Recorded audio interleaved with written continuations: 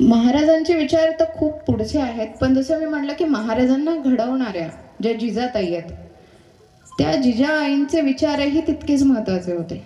कारण स्वराज्य ही जी संकल्पना होती ती मुळात त्यांची होती.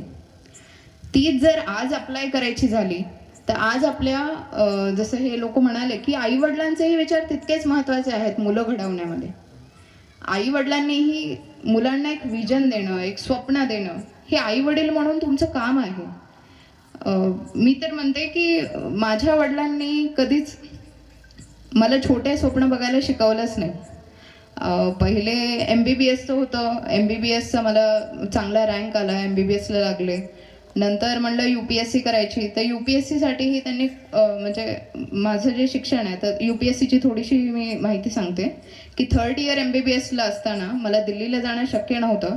तर मी घरी बसून ऑनलाईन तयारी केली. सगळी UPSCची जेवढी काही तयारी आहे ती मी औरंगाबादमध्ये राहून केली आहे. माझं MBBS कॉलेज आणि हॉस्पिटल करत असताना. माझे वडील मला कॉलेजला न्यायचे आणायचे. त्यावेळेला मी गाडीमध्ये मागे बसून माझे माझे करंट अफेअर्स ऐकणं चाललेलं असायचं. जेव्हा माझे फ्रेंड्स ऑफ पिरियडमध्ये त्यांच्या गप्पा गोष्टी चालायच्या, तेव्हा माझं आन्सर रायटिंग चाललेलं असायचं मेन्ससाठीचं. तर अशा पद्धतीने जो माझा प्रवास आहे तो घडत गेला. 2019ला सहजच माझे वडील फेब्रुवारीमध्ये म्हणाले, नेहा काय करतेयस? मी म्हणलं काही नाही, सध्या तर 19चा अटेम्प्ट देण्याचा माझा विचारही नव्हता. पप्पा म्हणले, अरे घरी बसून झोपा नाही काढायच्या, तू फॉर्म भर, तुझा फर्स्ट अटेम्प्ट आहे, बघू तू काय करू शकतेस, तुला ॲटलिस्ट अनुभव तरी येईल परीक्षेचा. म्हणून फॉर्म भरला. फॉर्म भरल्यानंतर प्रिलिम्सची तयारी चालू केली आणि जूनला प्रिलिम्स झाली, 2 ऑफ जून. प्रिलिम्समध्ये सिलेक्शन झालं. प्रिलिम्समध्ये सिलेक्शन झाल्यानंतर म्हणलं आता मेन्सच्या तयारीला लागायचं आहे. आणि मेन्सची तयारी करत असताना बऱ्यापैकी म्हणजे कॉलेज बंक करून मला तयारी करण्याची गरज होती, कारण मेन्समध्ये UPSCच्या 9 पेपर्स असतात आणि त्या 9 पेपर्ससाठी तुम्हाला दिवसातून 6 तास लिहिण्याचा सराव आवश्यक आहे. तर हा सगळा सराव करण्यासाठी मला घरी बसून हे सगळं लिहिण्याचा जो सराव आहे तो करणं आवश्यक होतं. त्यासाठी मी कॉलेजचे इंटरनल्स बुडवले.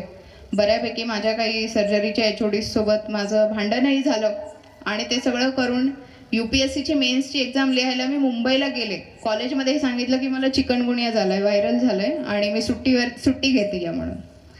आणि असं कसं तरी करत ते मेन्सचं अग्निदिव्य पार पडलं. 2 आठवडे आम्ही मुंबईत काढले कसे बसे. ते पेपर्स लिहिले.